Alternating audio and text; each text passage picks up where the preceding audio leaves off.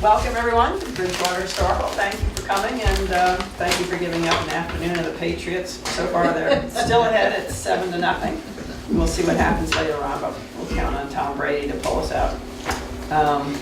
We have a couple announcements. The ladies' rooms over there, the exit's there. As you know, you came in that way. And there's refreshments. There's always really good refreshments here.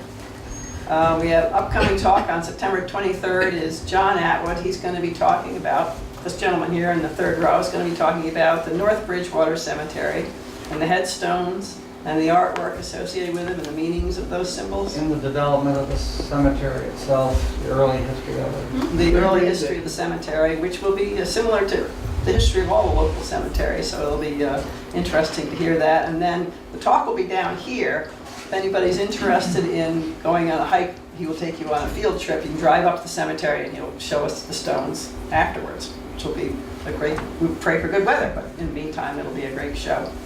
So without further ado, I should introduce Leslie Askwith, who is a Cobb and a Lewis, and her book is about the Klan. Using Charles Cobb's diary, she wrote this whole story, and pretty much everybody must be related to her, I think, from Prosper, from the state of Vermont, even though she didn't grow up here. So without further ado, I should let her take over and explain the family and the story, and we should have a lot of fun. Thank you. Okay, good, thanks. Thank you all for coming. I spent 5 years writing this book, and it was kind of a solitary thing, sitting at my desk a lot. So I really appreciate having a chance to talk about it with you all. And hopefully some of you are related to it, the Cobbs, or know some of the people he talked about. This is my book. I started about 5 years ago, as I said, or 6 years now probably. I'm the granddaughter of Rupert Lewis over on Route 12. He had a farm, Rupert and Ruth Lewis, and so I spent my summers on that farm about 4 miles outside of the village, and absolutely love Vermont. This is my heart, where my heart is. I live in Michigan now. All my ancestors are buried up in the Prosper Hill Cemetery. And so I was doing research at the Woodstock History Center on the Cobbs, and came across, really hit pay dirt, is all I can say. Not everybody has as much luck as I did when I was researching my family tree. The librarian there, Jennifer Donaldson, came out with a stack of papers like this, and she said, "Have you seen this?" And it turned out to be the journals that were written by a second cousin, fourth removed, a Cobb, descended from the same several times great grand ancestor who came to Vermont in about 1790 when Vermont was becoming a state. He was 14 years old when he began writing his journals, and he wrote them for 13 years. He's about 26 when he stopped. Let me see if I can get this to advance correctly. Good. This is a picture I took of one of his journals. You know, I'd read the small black diaries, probably everybody has, the little memorandum that so many people kept back then that are full of information, but only 2 lines provided to write anything about their families or their lives. He went overboard. He wrote details, gossip, funny stories about descriptions of how he felt about people, how he felt about things. So this was the liveliest and most descriptive journal I'd ever read about the time. He started in 1850. I had been always frustrated by these little journals, these little memorandum, because they'd say, well, I taught at, and they'd name a school, and then I'd try to find the school, and the school would be gone by then, and I'd look, and I never felt that I really knew what was going on. But as I talk, I'm gonna read a few descriptions, a few things from his journals that I've included in my book. I think most of them in the book, but not all of them. There's so much to write. He wrote 500,000 words. I condensed that down to 70,000. So this is what Charles wrote about his writing. June 29th, 1851, Sunday morning. Today I devote to writing. As long as I wish to write Sunday, I shall by no means go to meeting. And after this, I think of writing Sunday continually. I say this because Father begins to propose that he get me some meeting clothes and I go to meeting. I suppose I could go to meeting well enough if I got once into the business, but I want to and must write. I have got so that I consider it useless labor to play a game of cards unless I keep a record of the proceedings. Now what you're seeing here is actually at the Woodstock History Center. What he did was he wrote on every scrap of paper he could find, and lots of times it was scraps. People gave him letters with blank backs. He'd write in the corners of former sheets. He had a lot of trouble getting paper. They were very poor. And then later on, when he had his journals created, and I'll read a little bit about that, he copied these old memorandum over. And this is one of the things that he copied over, but he didn't include all of it because he tried to write about people in a way that was kind of positive about them. It wasn't always possible because he also wanted to tell the truth. So this is what he wrote about somebody by the name of Granny Morey, who lived on the road he lived on. Granny and Grand'ther Morey had moved to Rum Street from Plymouth to be near two of their daughters who'd married two of Charles's uncles. The Moreys, being somewhat too closely connected to us by marriage, I must show what they are by showing what the old woman is. The tribe are not very respectable people.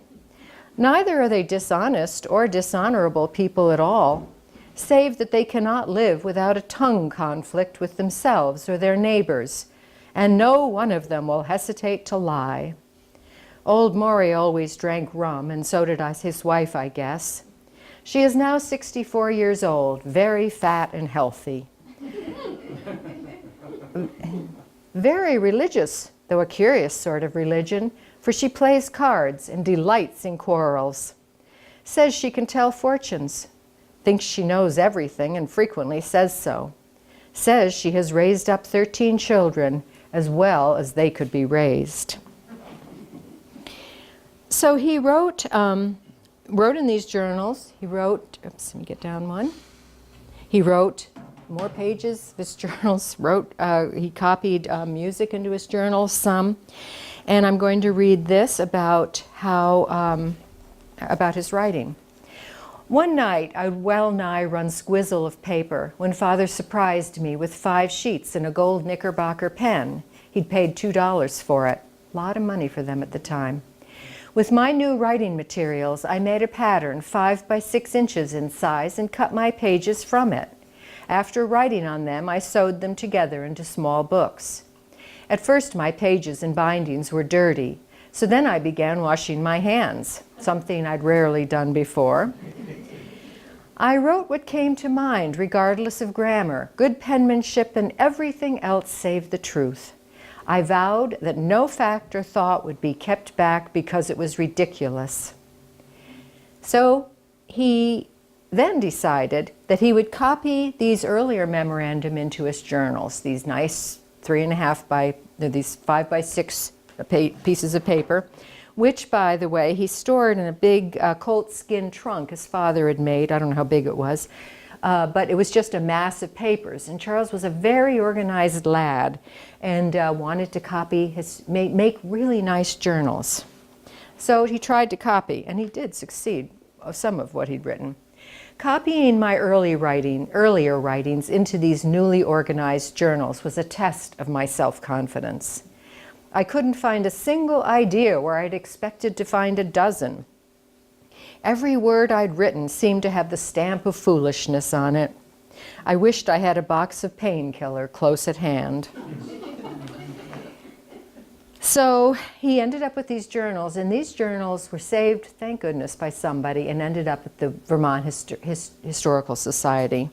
They paid to have Michael McKernan transcribe all this 497,428 words and put them on CDs. So I went up and I got a nice CD. I could put it in my computer, read the journals on my computer, do searches for words, like if I wanted to find out what he had to say about Henry Cobb, search for Henry Cobb, and it really made this book possible. Without these transcriptions, it would have been much more difficult.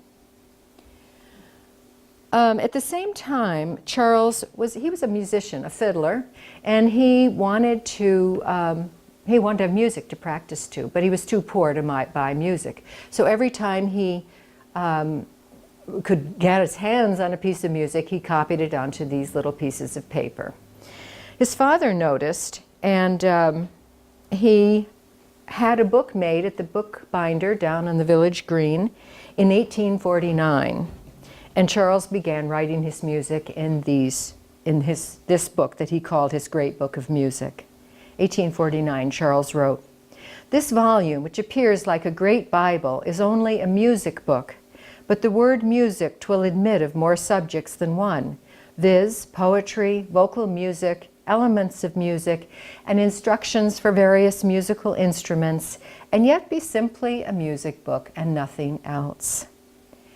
This music book was discovered 85 years later by Helen Hartness Flanders, a musical historian hired by the state of Vermont to visit homes throughout Vermont and recover old songs in Vermont learned by ear from earlier generations. She carried with her a great big tape recorder and recorded a lot of music too, very scratchy stuff. You can hear it at Middlebury College. They have a lot of her recordings.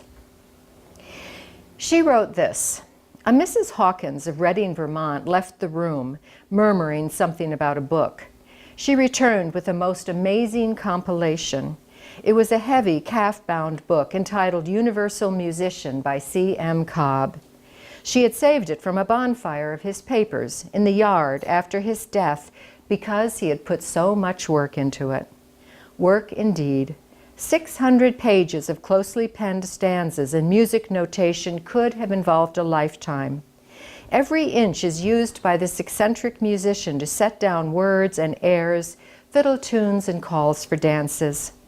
In black ink, Mr. Cobb transcribed all he knew of a ballad. A tune was written where a margin gave space. Another song comes to mind. This he sets down in red ink, between the lines in black ink. Another group of stanzas is crowded into another small section of page, every word readable though in miniature letters. Words are packed every which ways." Charles wrote in his journals, "This volume, which appears so great, like a great Bible, is only a music book." Helen Hartness Flanders wrote, "But what do we find? A great spread of what was currently sung 100 years ago. Now 150 years ago. This book has genuine personality. Had this book gone up in flames, so would have passed the heart and soul of an itinerant musician and ballad monger." This great book of music is also now at the Woodstock, with the Vermont Historical Society. Helen got the Historical Society to buy it for $25. It's 600 pages. It looks like one of those great Bibles. It truly does. Heavy cover. And Charles wrote in it from 1849 till his death in 1903. So it is an outstanding compendium of music, words, dance steps, ballads, music from the second half of the century in Vermont, because he played all over Vermont. I'll talk about that quite a bit later. We also found, that Cobbs were prolific diary keepers, and we found it, not me, the Woodstock History Center has a diary of Father Gaius, his father Gaius Cobb, his mother Lucia Cobb, his wife even Ada Cobb, his uncle Henry Cobb, his uncle Hiram Cobb. So there are a lot of diaries that I was able to look at to get a little more information. These were these small black diaries that had, maybe what somebody did in a day. So that was helpful. So I had the challenge of condensing 497,000 words down into something that was readable. This was a big challenge, and I had, in order to make it readable, because at first I thought I'll just write a chronological order of the best of his writing.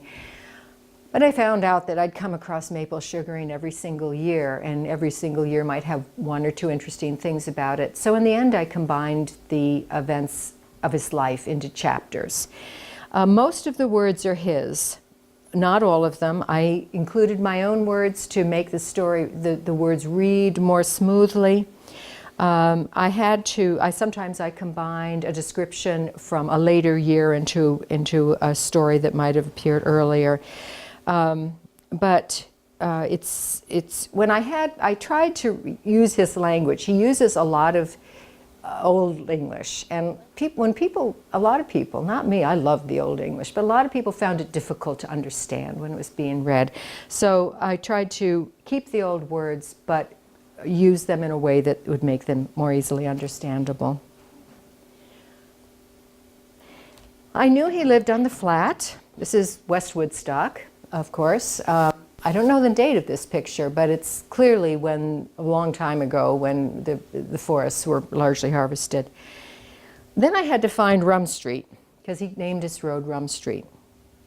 This system worked beautifully. He listed over 200 people in his journals, many of them from Bridgewater. He had a close association with Bridgewater. Probably everybody in West Woodstock, some from the Green, the downtown Woodstock he called the Green. So I went to the 1850 census, figuring that the census taker would start at the south end or the north end and work his way down the road. And that's exactly what happened. So I looked up some of the names, including Gaius Cobb, who's down here. That's where Charles lived with his father. And all these people are in order the people who appear on Hosea Doten's map from 1856 on this stretch of road. So it was very obvious where Rum Street was now. Now it's called Vondel Lane. Up here you'll find Vondel Reservoir. Right here is Vondel Reservoir now. This becomes Grassy Lane, goes out to Prosper Road. I think this is Grassy Lane. And then, let's see, the road extends up here too, and I don't know, the roads up there become this morass of roads, and even though I've explored it a lot, I'm never quite sure what's what, but there's also a road up there that the original Cobbs lived on, and I will go into that a little bit. This is 2 miles from the Green, by the way. Okay. This is what Vondel Road looks like today. I'm going to call it Rum Street. That's what Charles called it. Much more interesting name. So I thought, well, what kind of evidence could I find of this village that lived there? Because you can walk along the road now, kind of drive it if you're willing, you're not too fussy about your car, and a lot of people mountain bike or hike, of course, and snowshoe and ski.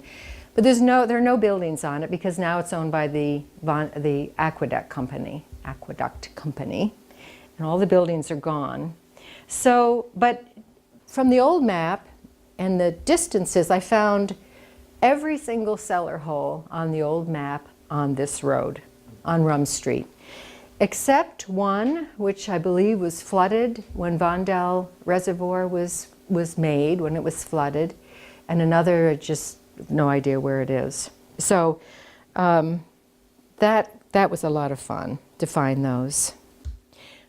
These are some of the cellar holes that I found. This is a map that was made using modern GIS stuff of Vondel Road, showing the Vondel Reservoir.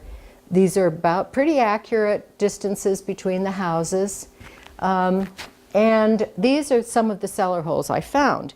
The one on the top left, I think, and I think is the original Benny Cobb cellar hole, the man who came here, the Cobb, Benny and Azuba, who came here in 1790 and had a farm up at the top of the hill. They had several children, one of them Benny, my ancestor, and one Gaius, who was Charles's ancestor. This farm here, you can still see this foundation quite well. It must be from the barn, I would guess. This is where Ed Whitney and Hiram Cobb lived, one of Charles's uncles. And this is the home that, what's left of it, of the home that Charles Cobb lived in, down here at the foot of Rum Street in the house owned by Mr. Hartwell. His parents rented the house and took care of, men seemed to need taking care of at the time, so Charles's mother took care of Mr. Hartwell, cooked for him, cleaned for him, did his laundry, that sort of thing. I'm going to read what Charles wrote about his great-grandfather's farm up there at the top of the hill. My grandfather owned a very good farm of about 125 acres, which he valued at $2,400. It is rather in a back place, though, and on very high ground overlooking everything. North of and west of it are 3 high hills, which keep the wind off grand. Then he describes his house down here at the bottom of the hill. This house was miserable enough, I do declare, old, leaky, and 2 kitchen windows almost minus of any glass, no cloth sewed on, all the plastering falling off. It wasn't the very tightest or warmest house that ever was. The truth is that it was abominable, all rain, dirt, and litter. The house looked like, from without, like the abode of Satan's poverty-strickens. October 19th, 1848. It rained all day. When we got back with the load of wood, I found Jane Osgood. They had had no supper. Of course, Mother was there, and no fire. And it was not very warm, and nothing else. I saw this, then the house, then the clothes I had on, lastly, those that Father had on. I never felt so dismally ashamed, so vexed and insignificant in my life. I shall never forget it. Oops. As I said, Gordon Tuttle has been a great help to me. You may know him. He's a local surveyor, has surveyed the land around here forever. He took me all over and helped me identify the roads. He helped me find that fine cellar hole, Benny Cobb cellar hole in the other slide. But he also was interested in this. This is an old sugar arch, and it would have been in about the same place that Charles did his maple sugaring in the 1850 to 1851, 1852. He was a young teenager, and he seemed to handle it for his father. So I'm going to read a little bit about maple sugaring. I would love to know if it was this arch. I like to think it was. May well not have been, but it would be in almost the precise vicinity that Charles did his sugaring. I went up with the shovel to look out my boiling place and shovel it out. Having nothing else to do, my sugar place is almost on top, and some of it on the very highest part of one of the highest hills of town. And so, of course, if it were cold, windy, and snowy there, it would be most inexpressibly so there. March 22nd, Saturday morning, 1851. Yesterday, Father went up in the sugar place with the oxen and sled, carried up 48 tubs, lost off one. We worked all day drawing stone and building an arch. He didn't take the place which I had picked the other day, but another near a fence. I guess it is a better spot than mine, only mine is beside a wall, and his, where he drawed stone 30 rods at least uphill. He might have taken them from the wall where I picked the place, but he didn't want to take that down, and so he drawed them uphill and more than 3 times as far from the place where I boiled last year. Charles and his father had a fraught relationship, shall we say, but he was a teenager, so, you know, that explains a lot. The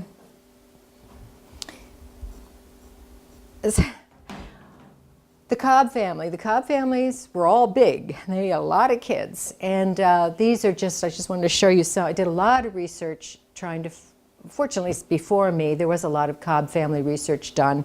Don't expect you to read all this, but I wanted to make sure of how I was identified, how I was related to Charles, and so I did his family over there and my family here, and then his mother's family here. So Lucia Cobb was a Cobb before she married her husband Gaius, and all of us go back to the original Cobb who came over from England, Henry Cobb, in about 1734. They came to West Woodstock, as I was saying, in about the time Vermont became a state, and almost everybody in West Woodstock came from Middleborough, Massachusetts. They were a totally English community, except for Vayette, the blacksmith, and I know he was a Frenchman because he was known as the Frenchman Vayette. Some of the names that Charles mentioned that were very often mentioned in his journals, who came, probably most of them came from Middleborough, but certainly lived in West Woodstock, were the Raymonds, Groves, Morys, Atwoods, Bennetts, Willis, Bradford, Wyman, Churchill, Scales. I could go on and on, really. Woolis, Wood, Woodward. These were mostly common folk. They were not the aristocrats from the Green, and Charles called them aristocrats sometimes. He really differentiated his community in West Woodstock and himself as a hill farmer, a poor hill farmer up on Rum Street, from the folks on the Green, who he used the word aristocrat occasionally, but he usually called them the Sons of Temperance. Those were the aristocrats. And he, quite a social difference there. A lot of times people ask me, why am I so interested in Charles Cobb? Well, he didn't, you don't find him in history books. He didn't do anything grand or important in politics or war, but what he did, there are two things. He made his mark in music. He was a very, very important musician, as we know from his great book of music and from what I've learned about his life after he became a professional musician. He was a professional musician all his life. In fact, we have a great photo of him. If we could identify which one he was, in the Bridgewater Cornet Band. He was the manager of that band here for many, many, many years. Back then, I can find his name very often in the Spirit of the Age, which was the newspaper, but he was more. It was more like he was a common man. His parents were common people. They made all of the stuff sold at that antique store down on the corner, probably. They did all the voting. They built the houses. They worked in the mills. They worked in the machine shops. His story is the life of those people like my ancestors, the farmers, and that's what I was interested in. Not everybody's interested in the common people, but I find it the basis of our history, the basis of our culture. Charles was largely self-educated. You probably recognize this. It's a later rendition of the Cox District School up on Cox District Road. He went there. I'm going to read to you something about that, his life there. He wrote a lot about going to school here, although he only went when he had something specific to learn. It's an interesting thing. He wanted to learn algebra. He was around 16 years old. And he learned who his schoolmaster was going to be that winter. He never went to school in the summer. So he went, he found out what algebra book the teacher learned algebra from. He went and found the book, bought the book, took it to school, gave it to N.C. Thompson, was the name of the teacher at the time, and said, "Here, teach me algebra." And N.C. Thompson apparently hadn't paid much attention to algebra when he was going to school, so Charles ended up learning it himself. But this is what he had to say about N.C. Thompson. "I had nothing to do," I think this was 1852, "had nothing to do this winter but to go to a school of 8 scholars, the school, kept by a man who I would scruple to call a simpleton, were it not for the melancholy fact that he knew a little more than I did. Last fall the master went to Taftsville to school, which qualified him to teach our school, it being a mighty inferior affair." Charles's father was able to pay the 83 cents in taxes a year that it took to go to the school. Not everybody on Rum Street paid to have their children go to school. Education was poorest in these tiny rural schools. The pay was much less. Very often the women were sent to teach in these little tiny schools. It was his friends down on, a couple of friends down on the flat whose parents could afford to send their children to better schools, sent them away to private schools. But Charles's parents certainly couldn't. He listed his books that he read. Really fascinating, a lot of classical literature. George Byron, William Cowper. He read Ivanhoe, Uncle Tom's Cabin, Treasure Island. He was a great reader, and but self-educated. His father taught him arithmetic earlier. I'm going to read something now about the people who lived on Rum Street. These were his neighbors. All of them very poor, all of them hill farmers. This is the only one I think that I know of that we have a picture of. It's a grand picture. His name is Lucius Raymond. His nickname is Lute Raymond. His father was Elisha Raymond or Lish Raymond. He had a lot of aunts. His father had a lot of sisters, and they were called collectively the Old Maids.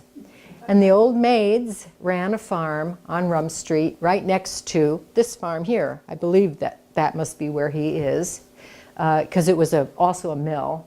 A mill. They ground cider at his mill, and he made boards, worked with wood. So these women ran their farm together.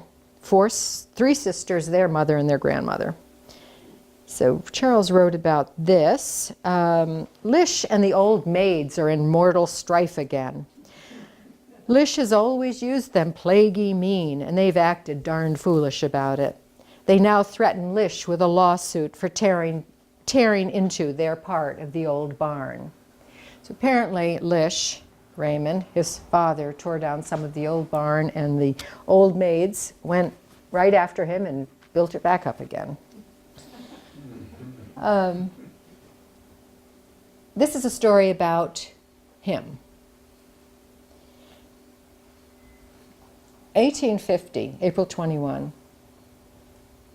Got up to Lish's and found Lucius with 2 great rags on his hand and the blood running, sitting in the door eating bread and milk. He had almost cut 2 fingers off about 10 minutes before with an axe, probably on account of attempting to work on Sunday. But the gash on either would have almost severed any common-sized man's wrist. They lapped open, a strange expression truly, about 1/2 inch. And to prevent them from bleeding, he filled them up with soot. When Father got along, he stripped off his coat and went about sewing them together. His father was a cobbler. He made shoes. Lute, him, is almost 25 years old, and almost a giant. If he had been like Ed Woodward, he would have been a smasher, but he's a first-rate fellow. Another neighbor, Ed Whitney, lived in the house that had the nice foundation that I showed you a little bit earlier. The barn foundation is left, can be seen easily if you walk up there. And this might be why he named one of the reasons he named the road Rum Street. He used to get drunk and thrash his wife most abominably, but I believe that he was not at all dangerous when sober.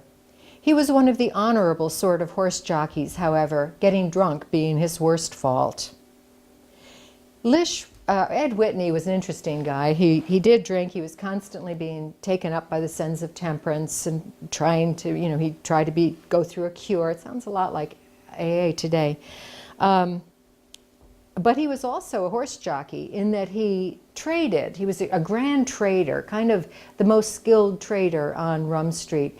And the trades, because they traded for most everything they got, watches, guns, clocks, everything. They never got rarely got a bargain if they traded with Ed Whitney, and if they did, it was a story of a trade that went down, and Charles described some of them in his book, quite humorous really, because they didn't have very much money, they didn't have very much cash. So that was Ed Whitney. There also was Granny and Grand'ther Maury that I mentioned. He wrote about them in his memorandum early on, and this is what another thing he wrote about Granny Maury. Granny Maury says, "You can't find no instance in the Bible of no woman's ever going to hell. They have their hell right up here on earth and are all saved." but old Maury, he'll go to hell for certain. And Charles wrote, I think if a person, though, were to pass by in the road some morning when she was jawing old Maury, he would have considered that hell must have been let loose. One of her daughters was named Emmeline Cobb. She married Norman Cobb, one of Charles's uncles, and this is one person he couldn't find anything good to say about. I considered her dishonest, sneaking, thankless, devilish old rip, looked at from one side. From t'other side, if there was any, I never got a view. And yeah, he may have had good reason. Well, he had his reasons. She married Norman Cobb. She had brought to the marriage two of her own daughters. Norman Cobb was a widower. He had three children, one of them a baby. She sent his three children off to live in other families, two of them on the flat in West Woodstock and one over to New Hampshire, but all different families. And they never returned to live with their father. So these were Charles's cousins, his same age, ones he'd gone to school with, and he never really forgave her for that, I don't think. She had a sister, another one of the Maury girls, named Sarah Cobb, who married Charles's uncle, Hiram Cobb, and this is what he had to say about her. There are some folks who, in their everyday conversation, deal almost entirely in fiction and tell mighty interesting stories made out of whole cloth from end to end. Hiram's wife was a specimen of this class. She might have been a good novel writer had she been educated. As 'twas, she told novels and called them facts. I don't suppose she thought there was any more harm in making up a story and telling it than there was in making up and writing it. And there wouldn't have been, had they not always been told to hurt somebody. So that was Sarah. Her husband Hiram was a hard-working farmer on Rum Street, always as poor could be. I'm going to talk about him quite a bit later on, I think. He served in the Woodstock Light Infantry, mustering in 1862, the 9-month unit. Later on, he had 8 children, only 2 of whom survived to adulthood. He had a very sad life. His son-in-law eventually built the Jackson House Inn, that beautiful inn down in West Woodstock, and he lived on the grounds for a time. I imagine he helped with the building of it, because Hiram Cobb was one of these people that can do everything, as many of the farmers could back then. Another uncle named Henry Cobb lived up in the family homestead, the Benny Cobb homestead. This is what Charles said about him. He's very precise about a cent, but willing to do a person a kindness to the extent of a great many without any recompense whatever. His rule seems to be, do unto others as you would that they should do unto you, but yet go ahead of them by saving all you can get. He is an infidel and a philosopher. His wife, Laura Smith Cobb, is like him, prudent and kind, and they live in harmony, but not many would do so. She is a Christian to the very uttermost, but says she abhors bigotry, superstition, hypocrisy, persecution, etc. I presume that sometimes she doesn't leave the farm for 4 months together. She helped her husband a lot with the farming. Her only child died when he was 8 months old, and I don't think they never had any others. She was the first woman on Rum Street to wear pantaloons. Let's see, I wanted to read a little bit about Elijah Grow. Elijah Grow was a neighbor. Old Grow, he called him Old Grow.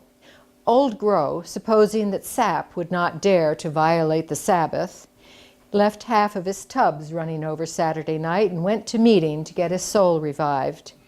It is morally certain that every tub he had ran at least 1.5 times full before Monday morning. Then he goes on to describe the trouble that Old Grow had trying to boil down to sap the next morning. And he had a son named George Grow that Charles had many adventures with. George was similar in age, although they didn't always get along very well. So this is what Charles wrote about George. I liked to swap with George Grow because he liked to do it so well, and I stood no chance of being cheated. I thought George did credit to his bringing up because he didn't know enough to be tight. His father, old Grow, was so almighty tight he never would pass on the skill of it, even to his son. So that's the Rum Street community. I could talk a great deal. Really, the religion and the faith at the time was a whole topic. The Cobbs were, as much as they were members of any church, were members of the Christian church, which was formed in New England in the early 1800s. And two of the people who started, Abner Jones and Elias Smith, who started the Christian church, Abner Jones was born here in Bridgewater. You must have heard of him. But they both lived in Woodstock for a time. And they believed in a church that encouraged people to make their own decisions about the Bible. And this suited the Cobbs very well because the Cobbs are extremely independent thinkers, and they spent a lot of time philosophizing about religion, arguing about the nature of the soul, the observance of the Sabbath, whether there was a God. And Charles would have these discussions with his same-age friends. It was quite something to read some of the descriptions of what he and his friends they're thinking about what happened to the soul when somebody died and so on. So so this church suited them well. It was a church that allowed ordination of women, opposed slavery, and would allow instrumental music in meetings. The Christian church, there was a chapter in English Mills, and one of Charles's uncles was the elder in that chapter. They believed in a democratic interpretation of the Bible so firmly that they didn't even have pastors. They would have an elder that probably was kind of in charge of organizing the meetings or something, but they didn't have a pastor. But eventually they built the church in town, which is now the Masonic Hall in Woodstock, down in Woodstock. So this is the North Bridgewater School, if I'm correct. I think I'm correct here. Very close to the cemetery. Charles was becoming quite well known as a fiddler. So he would be invited to people's houses to play. If they had company, they'd invite Charles over to play. If he just went visiting, he always carried his fiddle. People often came to his home to hear him fiddle. If they came, it was expected that he would fiddle for him, or they would bring family members. If people played the fiddle, they'd go up to visit Charles so that they could fiddle together. He also was invited to play at exhibitions at the schools, such as North Bridgewater School. And I'm going to read a description of his experience at one of these exhibitions, probably around 1851. Didn't write the date down here. At 5:30, we went on over to the schoolhouse and found it already jammed full. They put me up behind the curtain and so high as to be visible over it. I think they probably asked him to fiddle in between acts or something. Exhibitions had anybody who had any talent could show it off at these exhibitions. For a spell, I fiddled well, and George Grow rattled away to kill. George Grow, by the way, had whittled out his own castanet to bring up. For a spell, I let Fiddler Perkins take my fiddle, and I got out my horn. We tuned the keynotes and struck up. The fiddle wasn't in tune, and on most of the notes we varied a full semitone. No chance to fix up. Perkins played miserably, and the folks whispered to each other about that damned old tin horn. We did afterwards play 2 or 3 tunes more to my satisfaction, in honor of which I put up the horn. No whispering was done about it towards the last.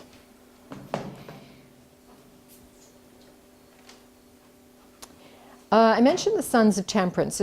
In the early 1850s, Vermont was passing an increasingly restrictive set of temperance laws. It seems like every time a law was passed, that people would find a way around it, and so they'd pass another one to make it more restrictive.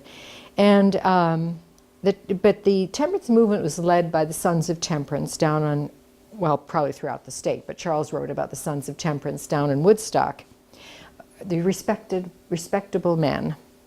The Sons of Temperance were held at the Sons of Temperance Hall in Stevens Tavern at the Eagle Hotel on the Green, that building there. They formed a chapter called the Cadets of Temperance, which was for young boys, and Charles was invited to join. So this is what he had to say about the Cadets of Temperance. Since nothing is secret but the password, I think it can be no treachery to write the proceedings of the meetings, or anything and everything else that I can seize hold of. But if this is treachery, I'm already guilty of it and shall be a good deal more soon. At meetings we debated important issues, like did farmers or mechanics benefit society more? Farmers won. Had the Indians suffered more than the blacks from the whites? The majority decided not. I thought that decision was against truth or common sense. Every officer voted in the affirmative. I thought every fool voted in the negative. I stopped going to meetings after about a year because I didn't tolerate fools and was disgusted about Walter Scales breaking the pledge of secrecy 1,000 times. The cadets discharged him with honor, but I thought he ought to have been kicked out and fined $1. I'd also lost the election for secretary, and importantly, had trouble paying the dues. So that was his experience with the Cadets of Temperance. This was a very big deal on Rum Street in the about 1851-52. Knockings or rappings. These were spiritual movements. He didn't use the word seance, but maybe that's what we'd call them today, where people would self-identify very often as people who could call the spirits of the dead, and then they would hold these rapping sessions in people's homes. The interesting thing is that it was never mentioned in the Spirit of the Age newspaper. I can't find any reference for it. And it was really considered, I think Sons of Temperance hoped the whole thing would go away. It was not a respectable movement. But it was a very big deal on Rum Street and I guess down in West Woodstock some too, and down on the Green as well. So Charles got as interested in it as anybody else, always a little suspicious about it. Now everybody tried to be a medium in the privacy of their own homes. They'd try to attract knocks. The way it worked was, if somebody was successful in calling the spirit of a dead, they'd hear raps on a table, and then they'd know the spirit was with them, and then people would ask questions of the person who'd called the spirit, and the medium would try to answer the questions based on the pattern of raps, which he said that he could understand. Charles said, I tried receiving raps, but upon strict investigation, I always discovered that I had somehow caused them. One night during this time, he said, I'd been reading about luminous manifestations of spirits, and about 10 p.m. I was astonished to see a light moving around on the wall over my bed, and I began to sweat in full expectation of seeing a specter. I afterwards satisfied myself that the coals in the stove caused the light. It's hard for one who doesn't sleep alone to get an idea of the effect of any such thing on one who does. It had seemed impossible that there were such things as disembodied spirits, ghosts, specters, but I began to have doubts. His friend George Grow, he was constantly in competition with, became a medium. At least he became recognized by some as a medium. And so this is what Charles had to say about one of the rapping sessions conducted by George Grow. George Grow became a medium, encouraged his long-held opinion of himself that he was a wonderful man and awful smart. When he entered a trance, he closed his eyes and nodded his head until it nearly rested on the paper where he wrote the spirit's vague phrases. I am ever with you, or I am your father that watched over you in childhood. Remember me. He completed the communication with an X on the paper and the announcement, there it is. I don't know what it is or what it's about. When people asked specific questions, the spirits rebuked them as persons of little faith. Why do you ask that question? I will not now answer your question. So George Grow was short-lived as a medium, but was one of the many who tried. I no doubt all know about, in fact, there's a display here about the gold that was discovered in Plymouth, but was also discovered, as you probably know, in Bridgewater. This caused a big flurry of excitement among the Cobbs because they owned for a time some property in Bridgewater, up at the corner, up the way north of here. So this is what Charles, of course everybody hoped that they'd find gold.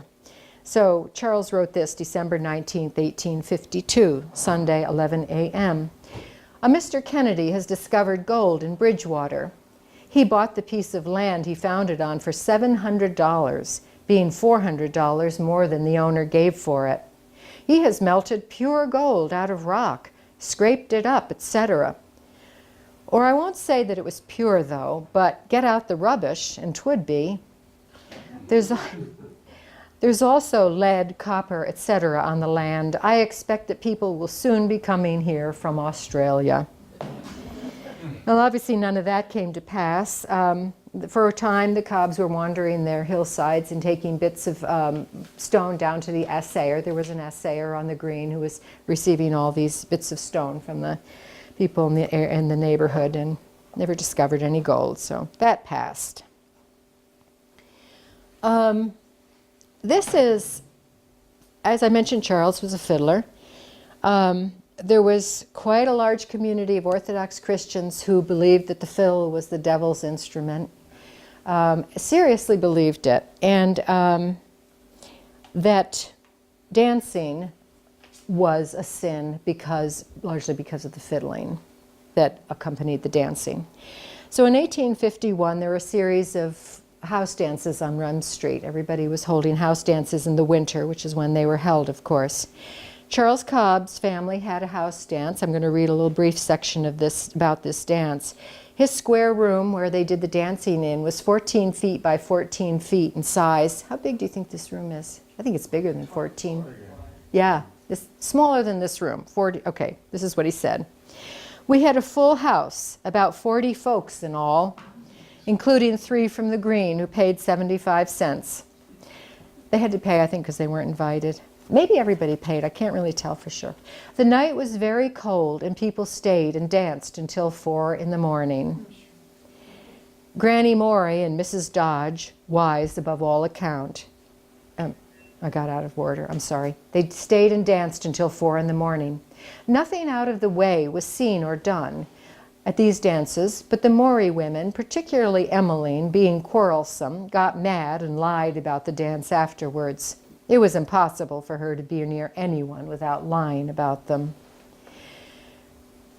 Then this happened. Granny Morey and Mrs. Dodge, wise above all account, Mrs. Dodge being another daughter who moved to Rum Street to live with Hiram Cobb, who was poor as a church mouse, but moved into his house. They had 2 rooms downstairs. The Dodge family lived in one, and Hiram Cobb and his 5 children lived in the other.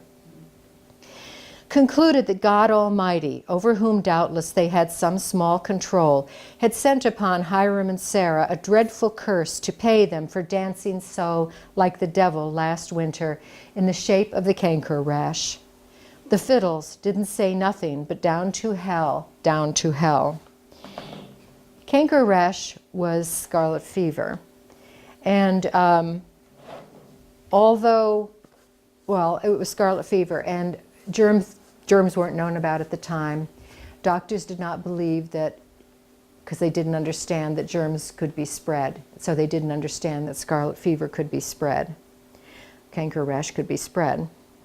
Hiram Cobb and his wife Sarah went to Plymouth for a visit, and they brought with them 2 of their children and visited somebody. Somebody in Plymouth said, someone asked if they were not afraid of the children's catching the canker rash. So Hiram sent for the doctor there and asked if the disease was catching. The doctor said, it's no more catching than a broken bone. So Hiram and Sarah and their 2 children visited the family of with the sick children and brought Canker Rash home to Rum Street. All 3 of Hiram and Sarah's children died.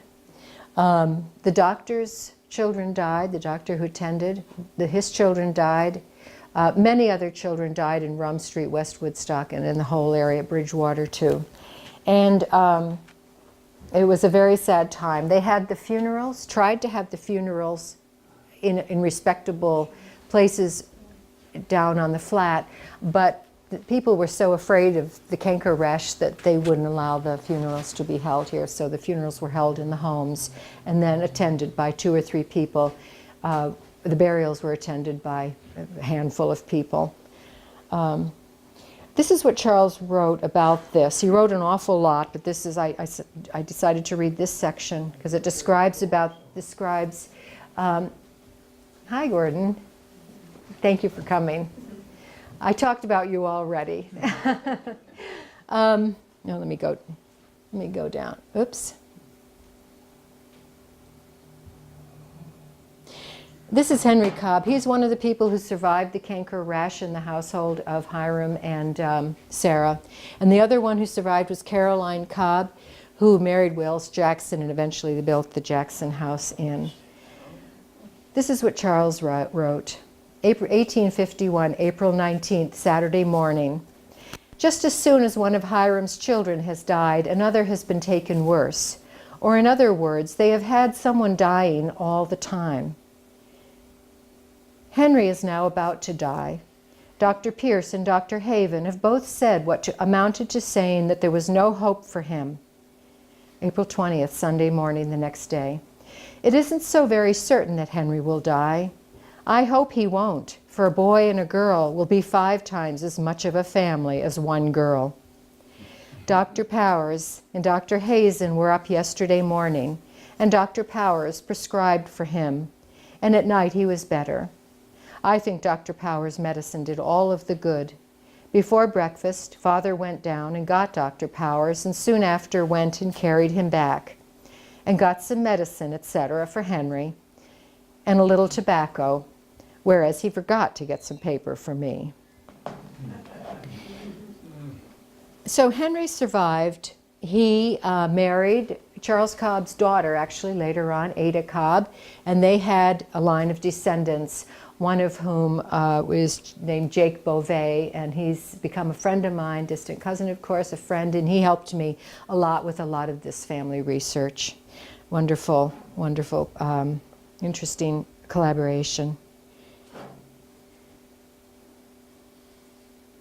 So that ended street dances or house dances on Rum Street because so many people believed that it was the dancing on Rum Street that caused the Canker Rash. Gaius Cobb, Charles's father, was not, from all the look of things, a great farmer. He was one of 6 children who'd inherited his own father's fairly prosperous farm. He was a merino sheep farmer at a time when merino sheep made a lot of people prosperous in this area.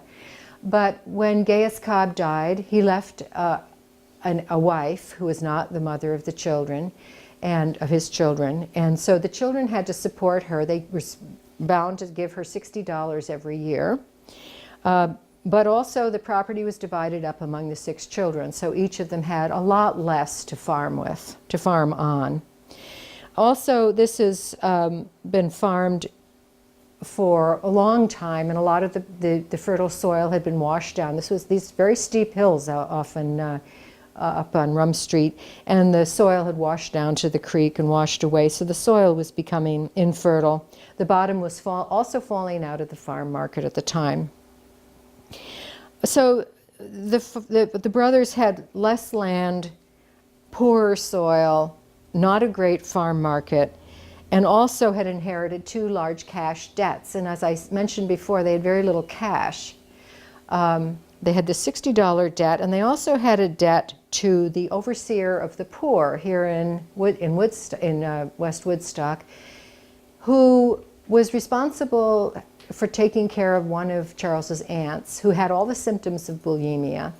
They didn't call it that at the time, of course, but it was apparently not too uncommon. And so she was not able to take care of herself, so the overseer of the poor came to the Cobb brothers and said, look, I have to pay for somebody to take care of Betsy. You've got to pay me. And so they did. That was another large debt. Eventually, all of the brothers lost their farms, sold their farms. But at 16, Charles was foreseeing this happening. And this is what he wrote. I have no mechanical genius or skill about me, not in the least. I can't nail two pieces of wood together. Oh God, I believe unless I do something nice, I shall be a miserable cuss forever. The clothes which Father now wears are not fit to carry guts to a bear in. Were it not for his shirt, he would not present an extremely modest figure, I imagine. The overcoat Father wears to the green is so devilish ragged that he don't wear it into a house or store. He leaves it in the sleigh. Charles grew up hoping he would have a farm to farm the way sons were expected to do, and sons often did. But he recognized that he was going to lose his farm. He wasn't going to have anything to farm, and he didn't really know how to farm because his father wasn't a very good farmer and had not taught the skill of farming to Charles. This is somebody who appears in his journals quite often, Hezekiah Smith. If anybody has heard of Hezekiah Smith, I don't know if he was born here in Bridgewater or whether he was born just over the border in West Woodstock, but he was an extremely colorful character, a famous inventor. He is, if you want to read about his scandalous life, because it was scandalous, he has his own Wikipedia page. But I'm not going to go into that now. I'm going to talk about how he did try to help Charles Cobb. Hez's sister was Laura Cobb, married to Charles's uncle Henry, and Hez would come up to Rum Street and argue philosophy, argue mechanical inventions, was really very firmly entrenched in the Rum Street community and was instrumental, I think, in shaping Charles's education and his life. So this is what Charles wrote about Hez. Hez Smith keeps a shop for the sale of furniture, which he gets possession of by selling, I believe, something about sash, blinds, and machinery for making the same, or else a patent for making the machinery, or in short, I'm darned if I know exactly what. Now he wants someone to tend his furniture shop, and he got in his head that I was capable. The furniture shop was in Boston. If I were in Boston, I should be ashamed to myself, an object of pity to all who knew me, and of ridicule to everybody else. I was thunderstruck and terror-struck. Such an idea made me sick to my stomach. Now I wonder what this dread I have of folks is. Is it good sense or foolishness? A few months later, however, Charles wrote this. I think now, if I could have a new suit of clothes, a Kossuth hat, and a pocket pistol, I could start off to Boston with delight, however scared I might subsequently be. Charles never did go to Boston to work with Hezekiah Smith then, but he did later. So Charles's father's about to lose the farm. He's not been called to Boston to work in the furniture shop. He doesn't know what he's going to do. In October of 1852, Charles was 16 years old, and his life changed. He was invited to join the Woodstock Cornet Band. Woodstock Cornet Band was just starting up on the green, and this is what Charles wrote about that invitation. The sun shone out clear and free, no clouds being in the way on that day. A brass band was getting up on the green, and Charles Raymond came up and offered me a place. He said by Father's paying my share of $20, I could join. Father, if left to himself, poor as he was, said he would pay it. But Mother thought 'twould be nonsense, and I thought she was probably right. Henry told me to get a horn immediately, but alas, where would we find the money? Besides, I heard only Sons of Temperance belonged to it. Who would you be among those men, said Mother. It's not only Sons of Temperance, said Charles Raymond. If I joined, 'twould cost $30 that winter, and Mother was right. Who would I be with the others? What fun would it be for me? None. What good would it do? I shouldn't ask Father to do it for me. But hadn't I ought to let him? That was the question. If he made the decision and the band thought it foolish, and they would, then I wouldn't have the foolery of it laid to me when I'd had no hand in it. Well, Charles' father did come up with the money. He was a poor farmer, but one year he grafted apple trees, and this is the year they came to fruit. He sold 200 bushels of winter apples at the Green. He had more apples than anybody else in town that year for a fact, wrote Charles. So his father came up with some of the money. Charles went down and he learned, actually was disappointed to find out that most of the players in the Woodstock Cornet Band were not great musicians. This was really the start of the brass band movement in small towns all over New England. And there weren't too many people who were great brass band instrument players, so people joined if they could afford to buy an instrument. That seemed to be the main criteria for joining. So Charles, quickly he bought a horn. He started practicing like crazy, and he soon became one of the best players in the band. And he wrote this at one point: "I will astonish the Woodstock band, so help me God." And he did. They hired a teacher, as so many of the local bands did. His name was Bond from Boston. He came up, he taught the band how to play at more expense that Charles's father came up with, money to pay for. And he started giving Charles solos. And within a couple of years, Charles was off teaching bands himself. But before that, he moved to Boston because the Woodstock Cornet Band was not able to attract enough people at their concerts to pay everybody the kind of money Charles was hoping that he might have been able to earn. So he went to work in Hezekiah Smith's sewing machine factory in Lowell, Massachusetts. So many people were going to Lowell at the time. And he got involved with playing with the best brass bands in New England. The Boston Brass Band, the Lowell Brass Band. He played with the Hall Brothers. Anybody who's involved in mid-19th century brass band music will know about the Hall Brothers and will know about some of the people that Charles wrote about and the people he played with. He traveled all over New England playing, and he returned to Woodstock, though, every winter to play here. His heart was in Woodstock. These are some pictures of some of the bands that Charles ended up playing in. Some of them, there were many. Musicians then were perhaps like musicians now. They traveled from band to band. If they knew of somebody who needed, a cornet player, whatever, they'd find somebody to do it from another band. So Charles started teaching brass bands. It was very good money, $50 for 3 days. He earned quite a bit of money playing in bands. This is him circled there, playing for Ho's quadrille band. When I read his description of playing for these dance bands, it sounds like they were really hip. I mean, they had a lot of people coming to these dances and really excited to dance. And, a bunch of young players, no doubt was the case.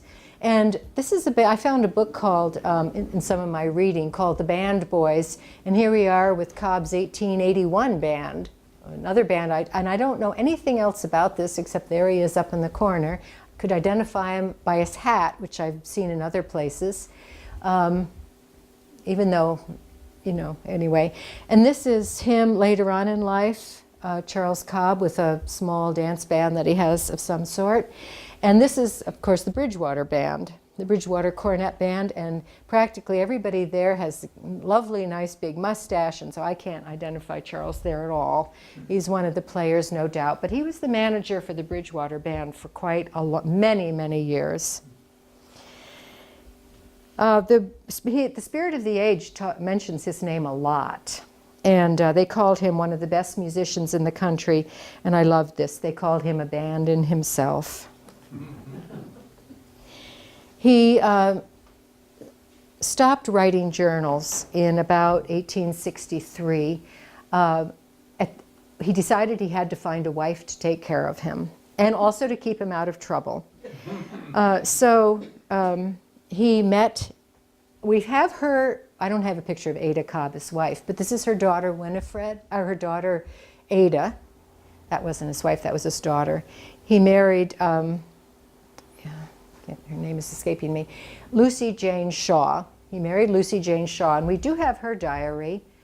Jake Bouvet had it, and she was a young woman who worked in Woodstock sewing clothes and talked about going to dances a lot. And she was headed off to a dance in Bridgewater, and I like to think that's where she met Charles. They had a daughter, Winifred, who had a daughter, Ada, who married Henry Cobb, and they had a daughter, Winifred, who was the ancestor of Jake Bouvet, who's helped me a lot. This was the house that they lived in, and I'd love to know where that house is. I don't know. Anybody recognize it? If you do, let me know. I'd appreciate it. So, my last slide. This is the house that Charles was in West Woodstock, that Charles was born in. His father left it to move up to Rum Street. He lost this farm because he invested in the Vermont beehive. It turned out to not be a successful investment. He lost his house and moved up onto Rum Street.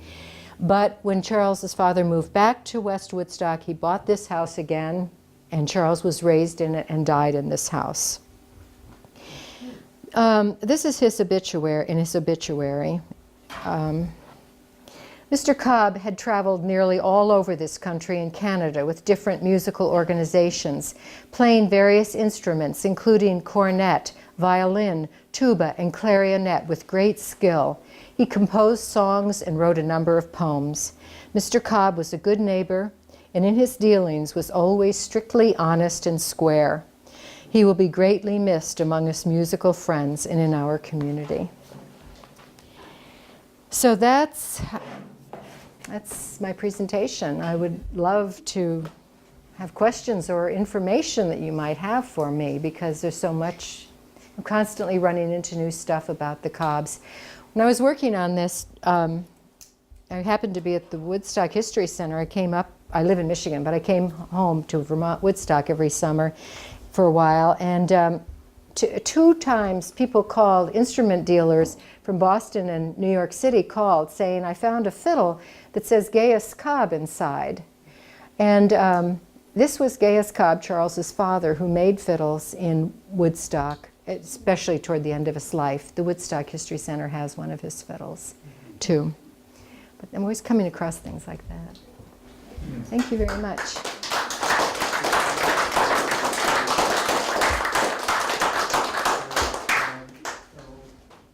I have my books for sale over here if anybody wants any, if you want to love to just talk to you and hear what you're... There's, don't forget to look at the cornet over there, Charles Cobb's cornet, and turn on the lights and stuff. I'm not sure if it's Charles Cobb's, but it certainly is from Bridgewater It says Band. C. Cobb, so we probably shouldn't say it. Oh, it does say C. C. Cobb? Cobb on the top, on the box, I think so. If it does, then well, that's very The exciting. Woodstock History Center gave it to us. Oh, I learned something new today. That's wonderful. So he only kept that diary for 16 years?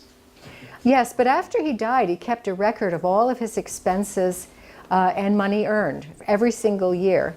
He kept a list of expenses, a list of money earned, and a list that he called unnecessary expenses. Some of his opinions and attitudes were quite mature, I thought, looking at the town from a kid's point of view. That's one of the things that struck me. Yeah, he was a very, very, very, very intelligent, very smart. Yeah. Yes. A couple of questions. That school that he went to, the Cox School, that's not, the building's not the one, this is a later building. Yeah. So I noticed that school was built right on the entrance of the road that once went up, and there's a cellar hole on top of the rise in back of it. Oh, is there? And I'll go over, I've got a map with me, I want to go over this with you. Oh, good. Reconcile Yeah, that'd be what we great. got Yeah. now. I wanted to ask you, what did they tune their instruments to back in those days? Did they have a pitch pipe? Did they have, I mean, they had reed organs, which, and the pitch there would be fairly constant if you kept the winding constant. But did that thing give them a standard pitch, I mean, when it warms up? I don't really know, except that Charles, I think, had perfect pitch. And I don't know enough about music to really know if that was really important. It may have been. He could hear something and go home and play it on the fiddle right away. It's really important to string players, and they develop that kind of pitch.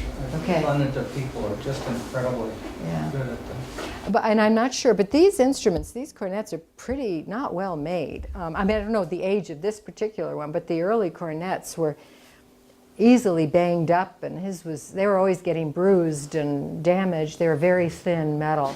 And I find it hard to believe that they would have been perfect pitch without doing something to them each time. I don't know anything about horns, except about pitching. Has anything been done with those music books, the 600 pages? Well- Has anybody tried to recreate the music of that time using those books? Well, they are on microfilm.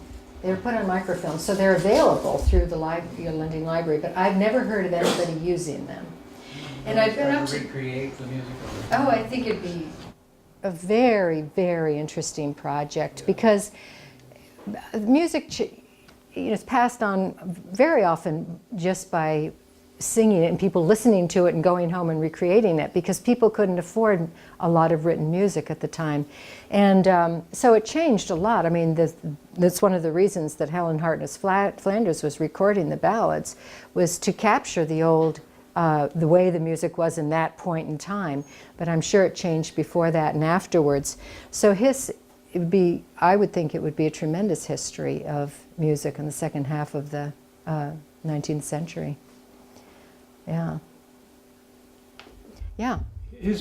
That big volume of music, is that over a period of time? I mean, you had music from, 1860, 1861, I mean, what's the range, do you know, of dates? Okay, well, it starts in about 1848, I think.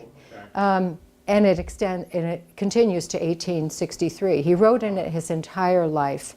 But it's also been rebound, because I've looked at it, and a lot of the writing is kind of buried in the binding. Some of the writing is buried in the binding, so it's pretty obvious. I'm not sure what the book would have looked like in the beginning, except Charles said it looked like a great Bible. And so I picture and they bound it in calf down at the bookstore. But he wrote all over. It isn't necessarily in order, because he'd go back to fill in other corners, but it would cover that time period, I'm confident. Yeah. Yes. He was 26 when the Civil War started. Yes. Does he have any background in there? He never fought in the Civil War, and he did not want to fight in the Civil War. He said at one point, it was not easy for me to find out how to do this, but I was able to talk to a lawyer who said I could pay somebody and not fight. He also didn't want to be seen as non-patriotic, though, because at the time some people were escaping to Canada to avoid fighting in the Civil War. And he was offered a position. He often played with the circus band. He'd travel with them. And he didn't that year, because he didn't want to be seen as somebody who was traveling up to Canada, where the circus band would have gone in its travels, because he didn't want to be perceived as somebody who was going to leave the country. So he served in muster. He played in the musters. He always returned to Woodstock every year to play for muster. And muster, I don't know a lot about it, but I think it was the gathering of a lot of bands to play patriotic music from all over the area. They had competition and they had marchings, and I think Charles probably played for the local people who marched, that sort of thing. Yeah. Well, thank you. Do come up and see the cornet, have some refreshments, swap family tree notes. Thank you.